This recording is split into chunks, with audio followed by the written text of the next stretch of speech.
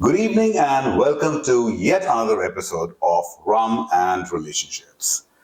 We have an interesting one for you this evening, and the question is it realistic for one person to be everything for their partner? And it's a particularly interesting question because although it might be a desirable outcome, but in reality, it's quite a challenging situation because the number of roles that the one person is expected to play are just so many. And that's where the reward versus risk factor come in. So the areas that one can think about is that if I was to be everything to my partner, what are the kind of responsibilities that would be thrown up on me? What would I need to know? What would I need to be an expert in, even though I'm not qualified? So we will be talking about all these things as well as those areas where it's probably better not to have those kind of expectations from your partner. So what do you think?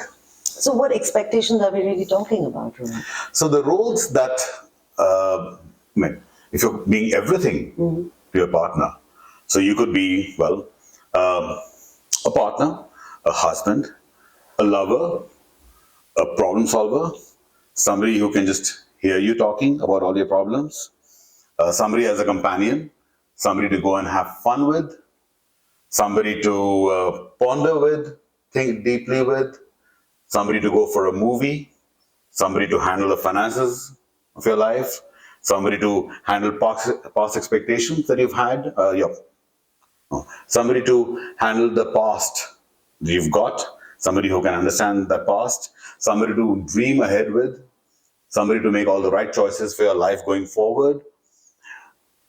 Personally, I just feel that's way too much pressure for one person, whether it's a man or whether it's a woman. What do you think? I think a certain bit of expectation though all of us will have, Yeah. right? I mean, there has to be everything that you mentioned. There has to be a little bit of it that the person understands. I think where the problem arises is the percentage of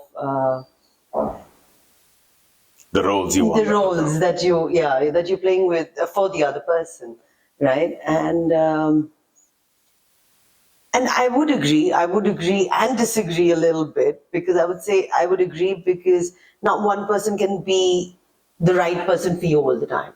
And that's exactly why you have a social circle, you have friends, you have family, there's certain things that you take to your family, there's certain advices you need from your friends. But I think predominantly as long as the man and the woman are in a balanced relationship. Right. Right. So on that note, Yeah. let's do something. Okay. So let's say I'm an individual and I have a partner. So if the other person expects me to take care of everything, or there are all these issues that we're talking about, what are the roles that, for simplicity's sake, should be outsourced? Do you think? Which is the ones I can play. I think I cannot handle everything. It's a capability as well, Anwar. Correct. Right? So I'm saying, what are the areas in which there is room for outsourcing? That don't come to me. You have other places to go to which can do the job just as well for you.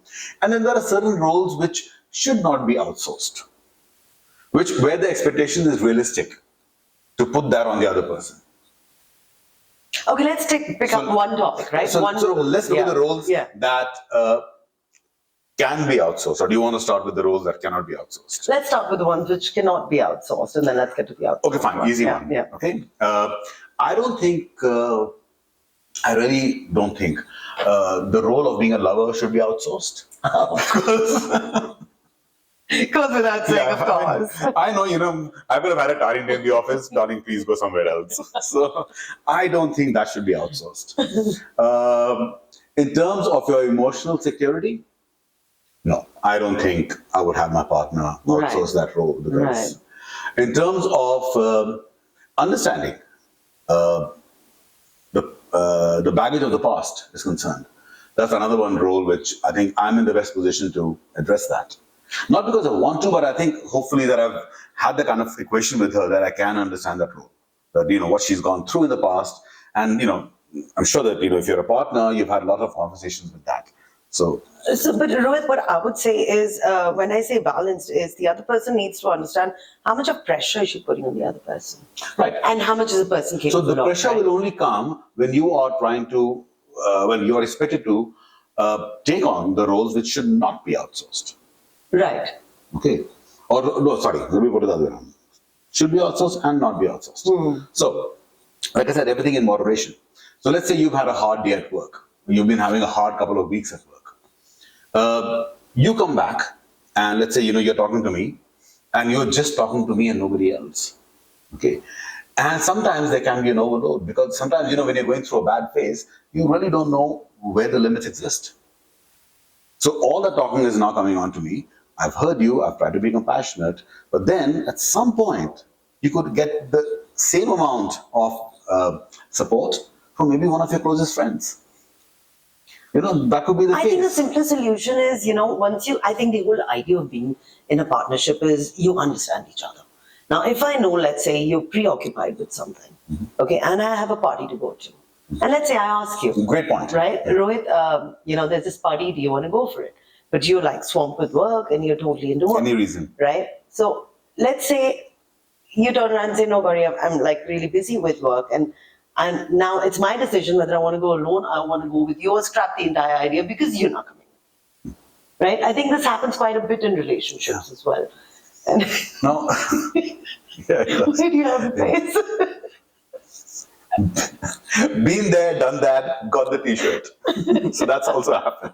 But okay, so coming back to what we were talking about, certain roles, like in terms of preparing for our financial freedom. Sure, That has to be that has to be done together. But then it's also wise to involve, your accountant into the whole equation. Right. That's another one. Right. I think the worst case scenario is this is such a hard one, where you put the other person in the middle of a very, very uncomfortable sandwich, which is, so he's the meat or she's the meat, and the buns are on one side, you're one bun, and the other bun is family. So when you are trying to then reconcile certain differences that you have with his family, and now you're asking him to take sides, because, well, he's supposed to be your everything. He has an obligation, or she has an obligation to the parents as well. So that puts the person, for no fault of theirs, into an extremely uncomfortable, and I would even go as far as to say unfair position. Why would he do that? And a lot of times, people who do this are not the ones who reverse the role and say, had I been in this position, what I would have done. So that's something that happens. And again, if I was to be the person who was being relied on to be someone's everything, there comes a point when you get exhausted playing all those roles. No, absolutely. I'm with you on that completely. I think in a relationship, you need to give time to each other. You need to empathize with the other person as well. You need to understand where the other person's coming from. And I think that's where the core strength of a relationship really, and I also feel, I think this is for another topic, but how evolved is the other person in terms of understanding that it's not direct, it's nothing with you, you're not the reason. There is, it's an outside situation which is causing me to not be with you. That doesn't mean I don't want to be with you, but, and I think the other person needs to understand that. Many relationships, I think there's a lack of understanding. It becomes like, oh, you don't want to go with me, or it could get anyway. It could get bitter from there. You know what I mean? I mean, in terms of, you really don't know how the other partner is going to take it. But I think what's more important is, in the role playing as you're talking, is understanding each other. Most important thing, understanding each other, knowing where the other person is coming from. And this doesn't only apply to relationships, Rohit. It really depends on a mother-son, mother-daughter, parent. I mean, whatever relationship you are in, brother-sister, whatever it is, until I don't know the person, and that goes a little deeper. Are we making that effort to really understand the person, where he's coming from, before we really expect the person, or is he even capable of playing those roles that we're expecting him to play? Or, you're my husband or you're my partner or whatever it is, and there's been no discussion prior as to, what is your expectation out of me? All right. So Right. let me ask you a question. So let's say in a case where one person is, as you put it, more evolved, Right. and the other person isn't. Right. Now, wishing the other person was evolved isn't the solution to the problem, Correct. right? So now let's say the other person who is not evolved, they have some really serious expectations from you because you are their everything. In their mind, they're convinced that you should be able to play their role because they are the ones who are putting you up on a pedestal. So as a result, you should be grateful, or it's your responsibility to play that role of my everything. And for them, it's a show of love. I also acknowledge that. I don't think it's reasonable to do that. I don't think it's right to do that. But from their point, in their mind, they're right. So we're talking about the people who are not evolved. Correct. Yeah. The people, so let's say somebody who is doing this, somebody who's saying to the other person, man or a woman, either way, that you are my everything. From their side, they're coming from a position of love Right. and undying loyalty. So from their side, they could easily justify what they're doing. Now, from your side, you are not in sync with them. So, what kind of conversations need to have, or rather, in which direction do the conversations need to go to establish a kind of a resolution to this? I mean, I could wish that my partner was more evolved, but that's not going to solve the problem. So, do I need to then change my standards? Do I need to recalibrate the way I think and give in? Now, realistically speaking, if I was to be asked to do that, I would take a mixed bag approach. So, you let me know what you think. My opinion is I would do a hybrid model, so to say. Mm-hmm. You know, agree to some things which I don't agree to, but then, for the sake of the relationship, do that. But at the same time, what I would probably do is to up the conversations that we have. And in those conversations, suddenly mention the point that, one cannot do everything. No, that I agree. And a because small thing I remember, there was a time in my marriage, my previous marriage, where all the vacations were taken together. And that was it. They came to a point, when I was working really hard and I needed some time to get out. And I just wanted to go out alone. So initially that was a bit of a surprise to her because she was like, why can't we go together? I'm like, I do want to be alone. So, it's not that we have to do every single thing together. We don't have to watch every single movie together. So luckily, over time, that problem was resolved. I was able to go, I used to book a room in Niagara Falls, go out there for 2 nights, chill out, get my own me time, come back. Or I used to go for an evening at the pub with the boys. So that was fine. She used to go for her own trips with the girls. And sometimes, even holidays, although I haven't taken any holidays separately and neither has she. But I think if couples want to take separate holidays, there is nothing wrong with that. I think that's required. I think space I think in a relationship. that's one of the healthiest things that you can do. Space in a relationship is so Yeah. required. Because if you're not giving the other person space, it's like your energy is just completely, surrounding them throughout, morning to night. It becomes claustrophobic. You need time out. Like You're I literally totally get suffocating. you. You're suffocating the other person. I totally understand that. But I'm saying the expectation, I mean, what are the other people then playing a role in your life? What are your friends doing? Yeah. What is your family doing? Why does everything? So that's an unreal expectation. I totally get it. But a bit of everything that you mentioned, I thought would be important in a relationship for the man to understand.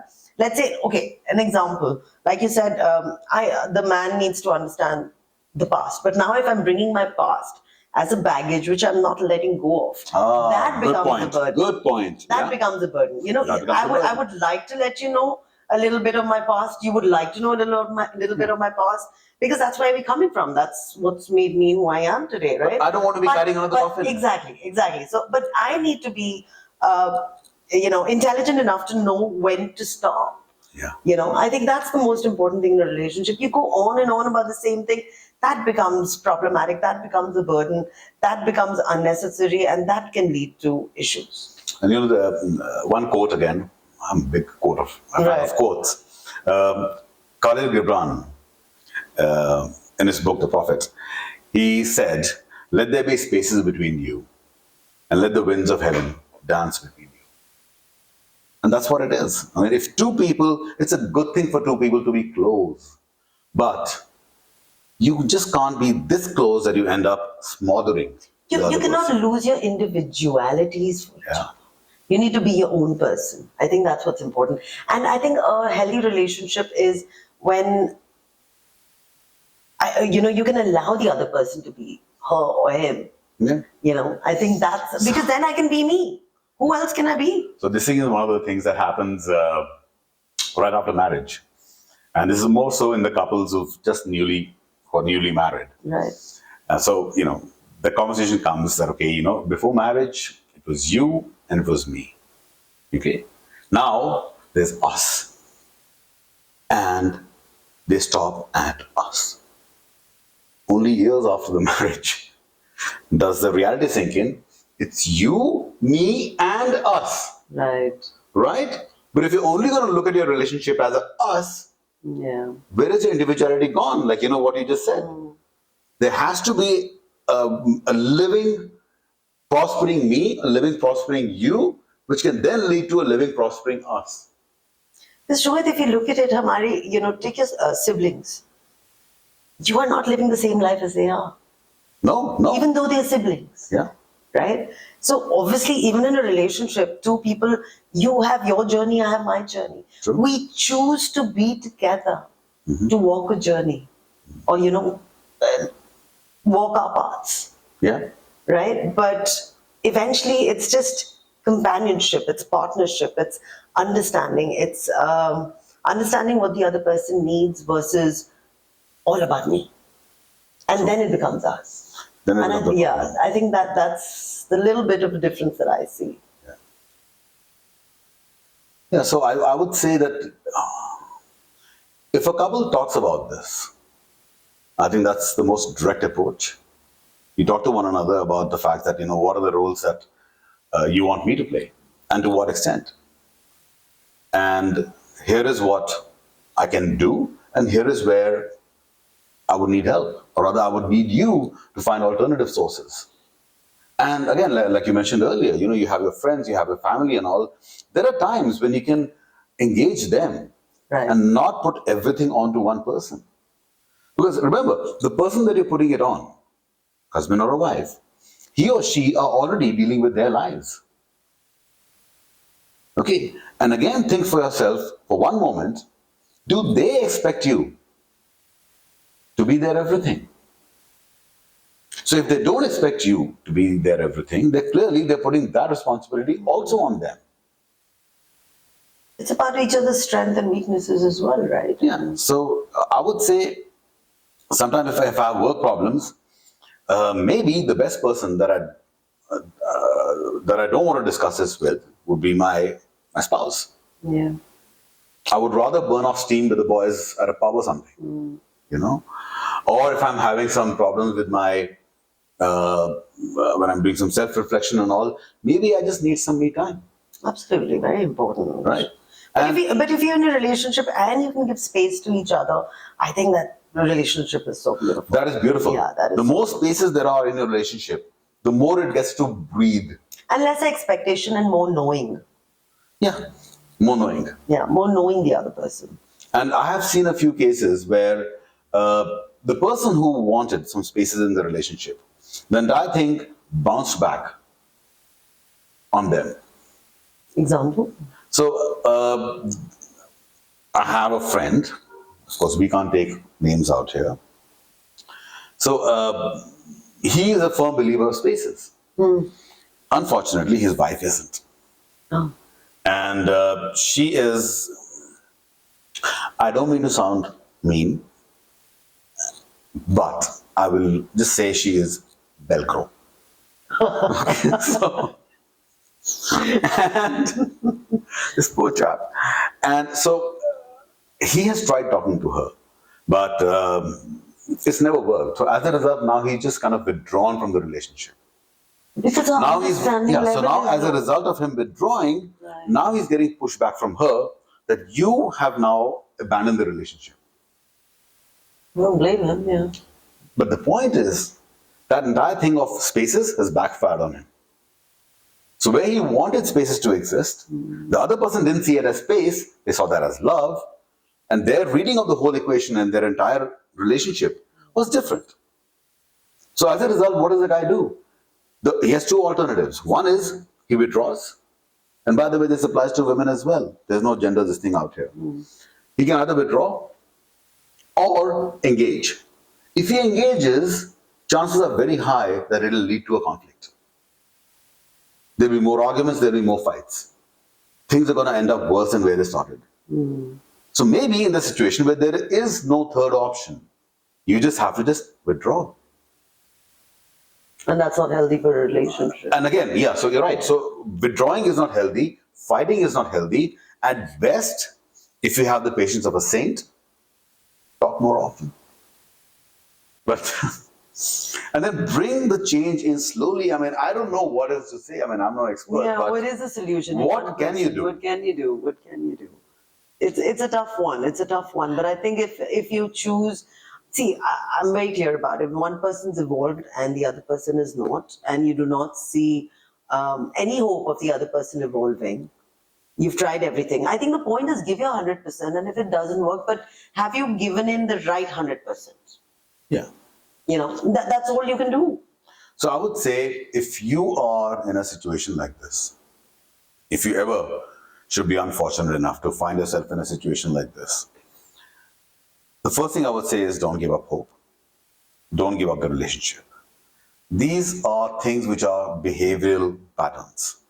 They don't necessarily reflect on who a person is. It's just the way that they have been brought up to think this way. And if it's a behavioral pattern, it's far easier to change than something which is really a principal pattern or what a person firmly believes on the inside. So if it doesn't define them, if they are great as people, but just as one behavior of theirs, which is you off, I think there is room for that problem to be solved. So don't walk away from it. Maybe get more creative. After all, you know your partner better than anybody else. Certainly better than either Gauri or me. So you work on that. But it's definitely not something that is a lost hope, so to say. Would you agree? I agree. So on that note, we have something fun and interesting this week. What I have out here is a kind of a game that Gauri and I will be playing. And we're calling it the shot of honesty round. So let's have a shot first. I'm horrible at shots and have to. Never mind. So much for. All right. So here's how it goes. So these are questions. I don't know if you guys have played the game Scruples ever. It is one of the most fun games and also potentially one of the most dangerous games you can play. And it's a lot about relationships. It's all about knowing who you are as a person. And the questions are not easy to answer. So I won't go into how the game works, but I'll just say that there are questions which don't have a single clear answer. And if I was to ask you one of those questions, you might say yes. The person next to you might say no. The person next to you might say yes. It can go in either way. And all of you would be right. So we are playing this game out here. I'm going to ask Gauri a question, see what she has to say, and then I'll give my response. It's going to be a fast round, so let's see how it goes. So, and by the way, we'll post the questions on our description at the bottom of the video. And if you want to play this thing with your partner, I think you'll have a great time at this. It's a lot of fun. So here we go. It's called the past partners. The question is, your partner asks you for the exact number of people that you've slept with. Do you tell the absolute truth, even if the number is much higher or lower than they would expect? I would. as long as my partner is understanding, and If you wasn't, then you wouldn't. then I think about it. I would. I would. Okay? That's one. The next one is the password paradox. You have a gut feeling that your partner is hiding something. Would you go through their messages on their phone? No. No. And if you're the type who's just saying no, but you've done that in the past, you're a liar. All right. Number 3, the white lie. This is funny. I need a sip before every question. These are great questions. Okay. Your partner gets a terrible haircut and loves it. You hate it. When they ask you for your opinion, do you tell the truth or say it looks great to spare their feelings? I'm all about truth. I hate it. I hate it. I disagree. I'll say it looks great. And I'll tell you why. Liar. Yeah, liar. Yeah, but that's a white lie. I even said at the I beginning, it's a know. white lie. Look, if I love my partner, okay, a white lie, just to spare their emotions, is much better than telling them the truth. And then they're the ones living with the haircut. They look at themselves every day in the mirror and they're like, bloody hell, maybe it does look worse. But there's a better way to say it. You know, What? maybe what you had earlier was, I like that more. You know, Bullshit. so you're not giving Bullshit. out, yeah. That is a That's a lie. nicer way. It's a nice way, but they know it's a lie. At least I'm not making it look like a lie. Okay. Okay. All right. This one is a serious one. So listen carefully. It's called the truth bomb. You learn a damaging secret about your partner's past that they have kept hidden from everyone. Would you use it as a leverage during a heated agreement? Now, before, I let you answer. What you have to consider is that it's a secret that they've kept from everyone. And number 2, you're using it in a heated argument. Not just using it in any normal day-to-day life, in a heated argument. Go. No. I think Why? it gets even worse. Because I think you're breaking their faith as well, and you're using it against them. It's something that they trusted you for, and you know, using it against them. I think feel the it's- same way. I think it'll cause a crack in a relationship. It would, yeah. Yeah. Because then I think the trust will go away, Absolutely. no matter how damaging it is. And the other thing is, I feel if they've kept it hidden from everyone, that includes you as well. Yeah. And I think this is common. I mean, anybody who's watching this knows we all, at some point in our lives, up to today, we all have had skeletons in our closets. Things we are not proud of, things we're ashamed of. And we know that what we might have made was a mistake. And we admit that it was a mistake, but we've only admitted that to ourselves. But we don't want the world to know. And I think that's fair because, you know, it's your life, it's your secret. So. Pour down. And the last one, the 5th one, the desire difference. Your sex drive has plummeted, but your partner's hasn't. Would you pretend to be in the mood to keep them happy, or always be honest even if it leads to rejection? This is, you know, this is more often than we realize. I mean, this situation comes up more often than we realize. I would say what? Out of, let's say, no, hypothetically, out of, let's say, 5 couples, in how many couples' life has this situation arisen? What do you think? Give me a number out of 5. I would say 4. Really? Yeah, at some point in their lives, yes. I mean, how is it possible for 2 people to have the same sex drive over decades? It's impossible. They'll always be up and down. So that is exactly describing that situation. So what would you do in that situation? I think I'd balance it out. As there are times you don't want to, you might just give in for the other person, and I would balance it out too, but I would lean more towards cooperating. I wouldn't say Yeah, openly yeah, that yeah. I'm not in the mood. Yeah. Again, back to the same old question: why would you want to hurt their feelings? Right. And the other thing I feel is that okay, if my sex drive isn't all that high, is it because of medical conditions, which can also happen? So if that is the case, then I would be honest. I would say, and I would have a talk, and I'd say, look, you know what? It doesn't happen. It's gone down for whatever medical reasons there are, and of course, the other person would understand. Right. The other one aspect that I would just toss in the middle is that sometimes you lose a sex drive because of your own relationship that might have taken a hit. You don't feel that way for the other person. Right. And there are people for whom sexual intimacy or physical intimacy is a very large part, and it's combined with their emotions. So if you don't feel the same way for the other person, it has a direct reflection on your physical intimacy. Right. Right? So there could be reasons which are physical, there could be reasons which are emotional. And there could be reasons like, I'm just too damn tired. Sure. Simple one like The that. simple one could be anything. Yeah. But it depends what approach you take with all one of these three situations. So that's the end of our round. The maid is coming tomorrow, right? I hope so. Otherwise, you're going to pick them up. So that's the end of our episode right now. We hope you enjoyed it, and let us know what you think. And these questions are going to be there in the links below, so try them out. Just add some more spice to one evening with your partner. And in the meantime, stay with us till the next episode. This is good night from me and Corey. good night. Bye bye.